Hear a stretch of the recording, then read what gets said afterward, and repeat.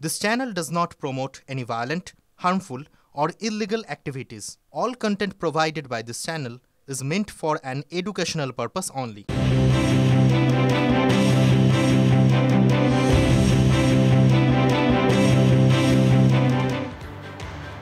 রাজনীতির খবরের দিকে নজর রাখি। ইন্ডিয়া জোটের মুখ কে? যবে থেকে ইন্ডিয়া গঠন করা হয়েছে তারপর থেকেই বারংবার প্রশ্নটা সামনে এসেছিল। আচ্ছা, ইন্ডিয়া জোটের মুখ কি হতে চাইছেন মমতা বন্দ্যোপাধ্যায়? আজকের বনগাঁ সভা থেকে তিনটে পরপর মন্তব্য করেছেন তিনি, যা নিয়ে ইতিমধ্যেই চর্চা শুরু হয়ে গেছে। প্রথমত, তৃণমূল সুপ্রিমো তিনি দাবি করেন 29-এ মানে 2029-এ কেন্দ্রে আর বিজেপি সরকার হবে না, কেন্দ্রে বিজেপি সরকার থাকবে না। দ্বিতীয়ত, তিনি দাবি করেছেন তাকে আঘাত করলে তার ফল ভুগতে হবে, সারা ভারত তিনি হিলিয়ে দেবেন, সারা ভারত। আর তৃতীয়ত, 26-এর নির্বাচন শেষ হলেই তিনি গোটা দেশ চষে বেড়াবেন, সফর করবেন। ঠিক কি বলেছেন শোনাই আগে।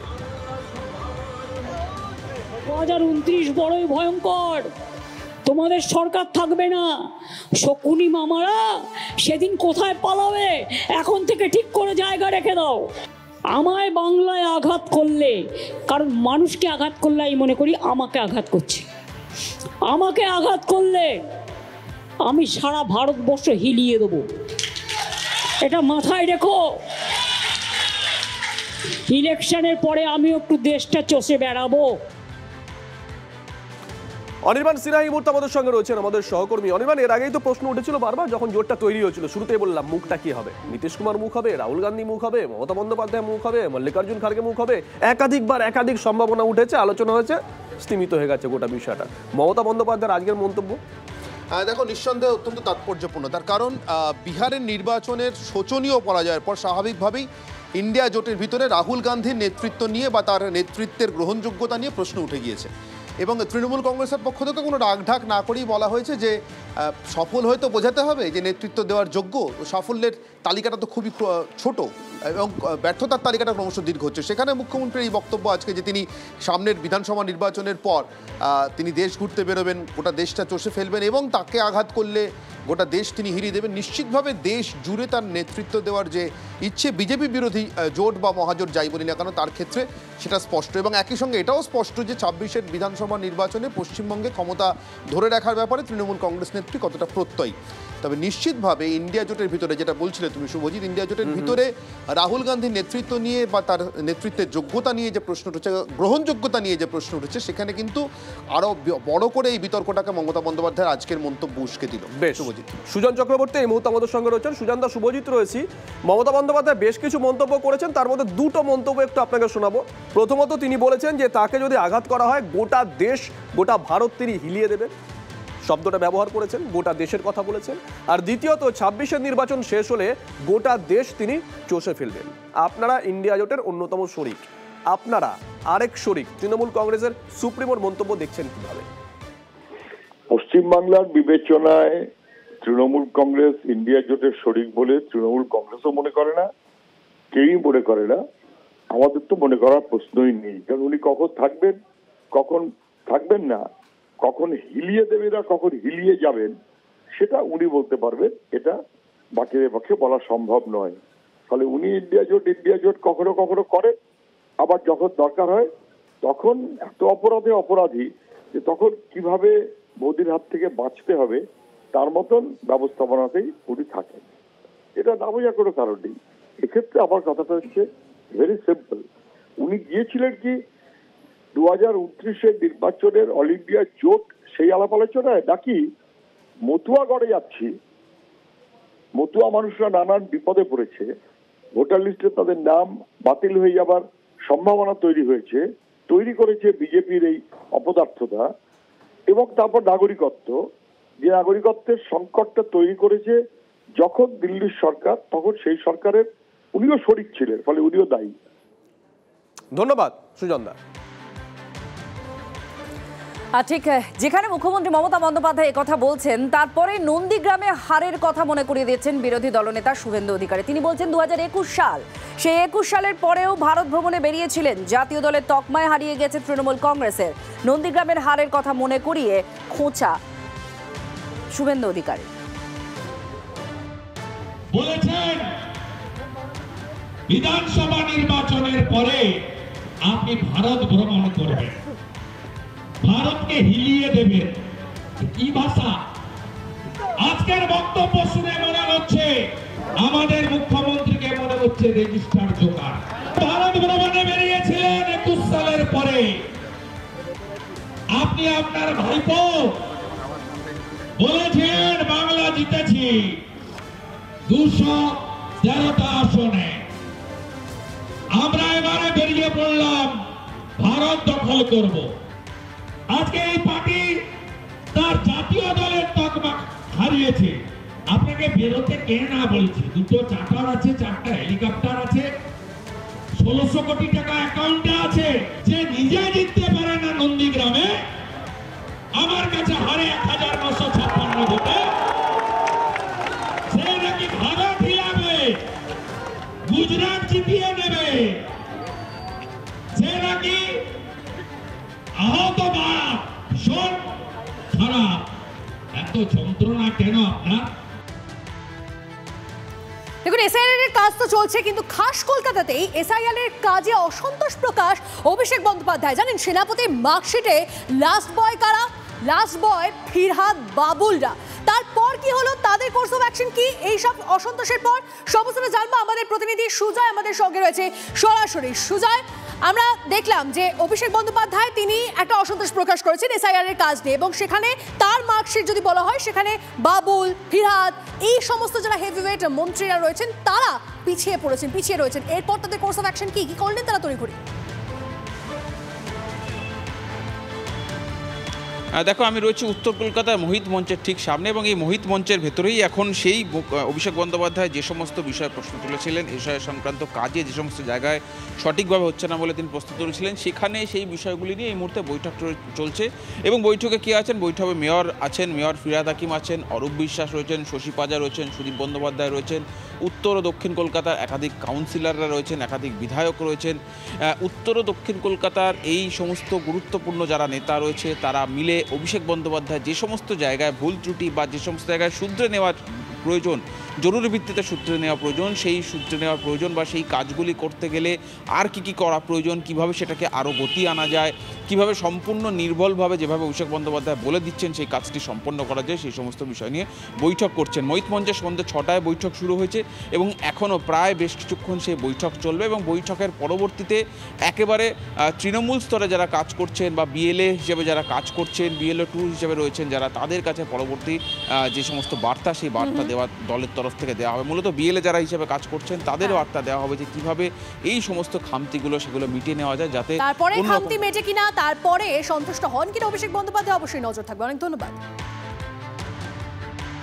শিওরে সমন এসে গেছে, চিন্তায় অভিষেক ব্যানার্জি এবং মমতা ব্যানার্জির ঘুম নেই, অথচ যারা নেতারা আছে তারাই বিএলএ হয়নি, গা ছাড়া অবস্থা।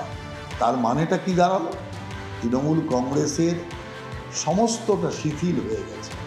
ওপরের লোকের বক্তব্য আর নিচের লোক কখন শোনে না?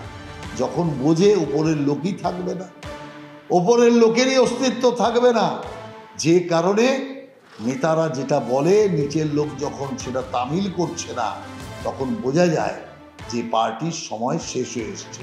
তাই তৃণমূলের সময় শেষ, অভিষেকের দাদাগিরি আর দিদির দিদিগিরি কোনোটাই আর টিকবে। মাত্র 2 দিন সময় দিলেন, 2 দিনের ডেডলাইন অভিষেক বন্দ্যোপাধ্যায়ের বীরভূমের জেলা নেতৃত্বকে। সমস্যা মেটাতে হবে, কারণ কিছুতেই বাগে আনা যাচ্ছে না বীরভূমকে। অভিষেক বন্দ্যোপাধ্যায় কড়া বার্তা দিয়ে দিয়েছেন, 2 দিনের মধ্যে সমস্যা মেটাতে হবে, একযোগে কাজ করতে হবে। কোর কমিটি তৈরি করেছেন, কিন্তু তারপরেও বীরভূমে তৃণমূলকে কিছুতেই বাগে আনা যাচ্ছে না। যেহেতু আমাদের বিধায়ক নেই, এই সিটটা আমরা হেরেছিলাম 21 সালে, এবং শিউরি 2-তে আমাদের একটা সমস্যা রয়েছে।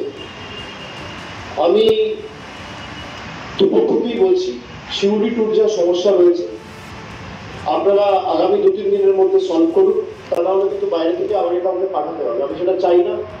বীরভূমের আলাদা করে কোর কমিটি করে দেওয়া হয়েছে, সবাই একসাথে কাজ করছে। আর এরপরে বীরভূমের নেতৃত্ব তারা তড়িঘড়ি একটা বৈঠকে বসেছেন। এই নিয়ে আমরা কথা বলবো। আমাদের সঙ্গে হিমাদ্রি রয়েছেন, আমাদের প্রতিনিধি। হিমাদ্রি, কি জানা যাচ্ছে এই বৈঠক নিয়ে? দেখো, কাজল শেখ জেলা পরিষদের সভাধিপতি এবং কোর কমিটির অন্যতম সদস্য, তিনি জানিয়েছেন সিউড়ি 2 নম্বর ব্লকে একটা সমস্যা রয়েছে, যেটা অভিষেক বন্দ্যোপাধ্যায় বলেছেন যে 2 দিনের মধ্যে মিটিয়ে নিতে হবে, না হলে কলকাতা থেকে কোনো নেতাকে পাঠানো হবে, সেটা একদমই ভালো হবে না। এরপরেই কিন্তু তড়িঘড়ি একটা বৈঠকের সিদ্ধান্ত নেওয়া হয়েছে। কাজল শেখ তিনি আমাদের জানিয়েছেন যে একটা সমস্যা রয়েছে, সেটা অনেকাংশে মিটে গেছে, বাকি যেই সমস্যা এখনো রয়েছে সেটা নিয়ে সম্ভবত কাল বা পরশু তারা বৈঠকে বসবেন এবং সেই সমস্যাও মিটিয়ে নেবেন। অর্থাৎ 2026-এর নির্বাচনের আগে গোষ্ঠীদ্বন্দ্ব যে একেবারেই চাইছে না শীর্ষ নেতৃত্ব, সেটা কিন্তু একেবারে পরিষ্কার করে দেওয়া হলো। বারবার ধন্যবাদ হিমাদ্রি মণ্ডল আমাদের প্রতিনিধির সঙ্গে ছিলেন। আপনারা শুনলেন অভিষেক বন্দ্যোপাধ্যায় পরিষ্কার জানিয়ে দিয়েছেন 2 দিনের সমস্যা না মেটালে কলকাতার নেতৃত্বকে সেখানে সবার মাথার উপর বসিয়ে দেওয়া হবে বলে হুঁশিয়ারি দিয়েছেন। দেখুন, বীরভূমের লালমাটিতে মাঝে মধ্যেই শোনা যায় গোষ্ঠী কোন্দলের কথা তৃণমূলের, এবং সেটা মাঝে মধ্যেই প্রকট হয়ে ওঠে। তৃণমূল কংগ্রেস কি করবে না করবে সেটা তাদের নিজস্ব ব্যাপার, কিন্তু বিজেপি বোধহয় গোটা বিষয়টার উপর নজর রাখছে। শুভেন্দু অধিকারী বারংবার পৌঁছে যাচ্ছেন, আজকেও সাঁইথিয়ায় পৌঁছে গেছিলেন, পরিবর্তন সংকল্প যাত্রা করেন, আর সেখান থেকে টার্গেট বেঁধে দিয়েছেন শুভেন্দু অধিকারী। তিনি টার্গেট বেঁধে দিয়েছেন, 11টা আসন রয়েছে গোটা বীরভূম জেলা জুড়ে, 9টা আসনের টার্গেট তিনি বেঁধে দিয়েছেন দলীয় কর্মীদের। সরাসরি বলেছেন 2-1টা আসন যেটা কঠিন, কিন্তু বাকি 9টা আসনে জিততে পারে বিজেপি। বীরভূম থেকে বিধানসভায় 9টি আসনে যদি বিজেপি জেতে, তাহলে বিজেপির আসন সংখ্যা 77 থেকে 177 হওয়া শুধুমাত্র সময়ের অপেক্ষা। কি বলেছেন শুনুন। বীরভূম জেলায় 2টি আসন বাদ দিলে ওখানে যা ডেমোগ্রাফি আছে আমরা লড়বো, কিন্তু জেতা একটু কঠিন। কিন্তু বাকি আপনারা চাইলে 1জন এমএলএর বদলে 9জন এমএলএ বিধানসভায় পাঠাতে পারেন, আর বীরভূম যদি 8জন 9জন এমএলএ পাঠাতে পারে, পশ্চিমবঙ্গ বিধানসভায় 3 থেকে 77 হয়েছে, 77টা 177, শুধু সময়ের অপেক্ষা। এই মুহূর্তে জয়প্রকাশ মজুমদার আমাদের সঙ্গে রয়েছেন। জয়প্রকাশ বাবু, শুভজিৎ রয়েছি। বীরভূমে আপনাদের দলের ইকুয়েশনটা কি সেটা আপনি খুব ভালো মতোই জানেন, আপনি পড়খাওয়া পলিটিশিয়ান। শুভেন্দু অধিকারী এই মন্তব্য দেখছেন কিভাবে? এইসব বাচ্চা ছেলেদের মতন কথাবার্তার কি উত্তর দেব বলুন তো?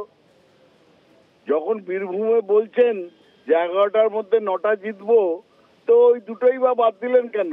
স্বপ্নের বিরিয়ানিতে ঘি ঢালতে অসুবিধাটা কি? সামনে মাইক আছে, আর কিছু মিডিয়া আছে, বলে দিলেই হলো। বললেই পারতেন যে 298টার মধ্যে 294টার মধ্যে 4টে বাদ দিয়ে 290টা জিতবো আমরা। বলতে মুখের ওপর ট্যাক্স নেই তো, কথার ওপরে। পাগলে কিনা বলে, পরেরটা আর বললাম না আমি। এই শুভেন্দু অধিকারীর মাথা খারাপ হয়ে গেছে, তাই জন্য এইসব অবাস্তব কথা বলছেন। ধন্যবাদ, ধন্যবাদ জয়প্রকাশ বাবু। আর আরো একবার এসআইআর আতঙ্কে মৃত্যুর অভিযোগ সামনে আসছে। এবার কাঁথিতে হৃদরোগে আক্রান্ত হয়ে একজনের মৃত্যু হয়েছে বলে খবর পাওয়া যাচ্ছে। পঞ্চায়েত সদস্য তার মৃত্যু হয়েছে বলে খবর পাওয়া যাচ্ছে। তৃণমূলের প্রাক্তন পঞ্চায়েত সদস্য, তার নাম সুষমা রানী মণ্ডল। এনুমারেশন ফর্মে কিউআর কোডে বিভ্রাটের কারণে আতঙ্কে ভুগছিলেন সুষমা, দাবি পরিবারের। তালিকায় নাম নেই বা এই বিষয়টা নিয়ে কোনোভাবে চিন্তিত ছিলেন গত 2 দিন বা এরকম কিছু? তালিকায় নামটা নেই বলে সে চিন্তিত ছিল, যেহেতু বিএলও সাহেব ফোন করেছে, সে তার একটা চিন্তা ছিল বলে আমাকে পাঠিয়ে দিয়েছিল আর কি। আর তারপরে এটা নিয়ে এই তো পরশু দিনের ব্যাপার, কালকে এই ঘটনা ঘটে গেছে।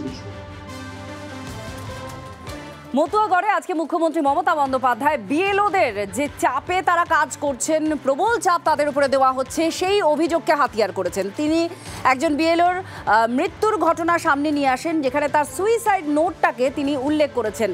রিঙ্কু তরফদার তার সুইসাইড নোট, সেই সুইসাইড নোটের উল্লেখ করেছেন, অস্ত্র করেছেন বিএলও রিঙ্কু তরফদারের এই সুইসাইড নোটকে আজ মুখ্যমন্ত্রী মমতা বন্দ্যোপাধ্যায়। আনপ্ল্যান্ড ওয়েতে বিএলওদের ট্রেনিং দেওয়া হয়নি, বিএলওরাও মারা যাচ্ছে। আপনারা দেখেছেন 3 জন বিএলও মারা গেছে। আমার চাপড়ার ফুটফুটে এক মহিলা, তিনিও মারা গেছেন। 10 জন প্রায় হাসপাতালে আছে। কাল পর্যন্ত 35-36 জনের মৃত্যুও হয়েছে এসআইআর আতঙ্কে। এমনকি রিঙ্কু মৃত্যুর সময়, মৃত্যুর আগে চিঠিটা যে লিখে গেছে, সেটাও লিখে গেছে যে আমার মৃত্যুর জন্য ইলেকশন কমিশন দায়ী। এটা আমি আমার কথা বলছি না, যে সুইসাইডিয়াল নোট আমরা দেখেছি তাতে এটা ও লিখে দিয়ে গেছে মানুষের জীবন পরিসমাপ্তি হবার আগে, চিরশেষ হবার আগে আমাদের কথা বললেই বলবেন নো স্যার। তো ইয়েস স্যারকে আমি জিজ্ঞেস করছি, কার কথা শুনে, কোন পার্টিকে স্যাটিসফাই করবার জন্য মানুষকে মৃত্যু মুখে ঠেলে দিয়েছেন? আর কত যাবে প্রাণ, আর কত দিতে হবে বলিদান, আর কত বিক্রি হবে আত্মসম্মান, আর কত চলবে আপনাদের অত্যাচারের খতিয়ান? একবার দয়া করে উত্তরটা দেবেন কি বন্ধু? উত্তরটা জানা আছে? উত্তরটা জানা নেই। আপনারা জানেন বেশ কিছু বিএলও সংগঠনের মানুষও তারা বিক্ষোভ দেখাচ্ছেন। অবশেষে সেই সব বিক্ষোভকারী বিএলও সংগঠনের প্রতিনিধিদের সঙ্গে সাক্ষাৎ মুখ্য নির্বাচনী আধিকারিকের। গতকাল থেকে তৃণমূলপন্থী বিএলও সংগঠনের সদস্যরা কমিশনে ধর্ণা দিচ্ছেন। সিইওর সঙ্গে তারা দেখা করতে চান। 24 ঘন্টারও বেশি সময় পর কথা বলার জন্য বিক্ষোভকারীদের ডাকলেন সিইও।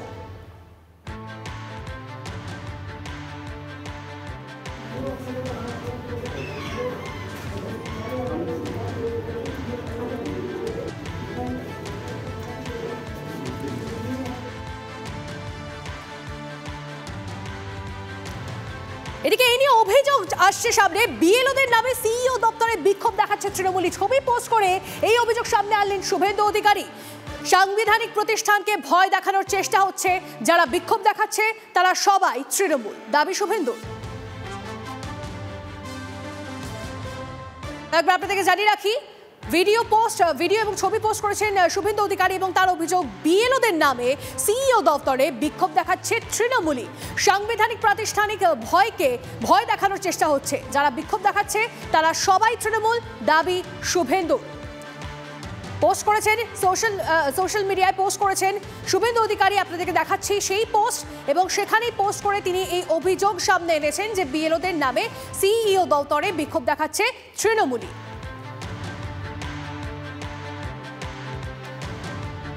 পোস্ট করেছেন সোশ্যাল মিডিয়ায় শুভেন্দু অধিকারী এবং তার পাশাপাশি ভিডিও, এই মুহূর্তে সেই ভিডিওটাও আপনাদের দেখাচ্ছি। এই ভিডিও পোস্ট করে তার বক্তব্য যে বিএলও দপ্তরে বিএলওদের নাম করে যে বিক্ষোভ দেখানো হচ্ছে সিইও দপ্তরে, তা সবাই বিক্ষোভ দেখাচ্ছে তৃণমূলী।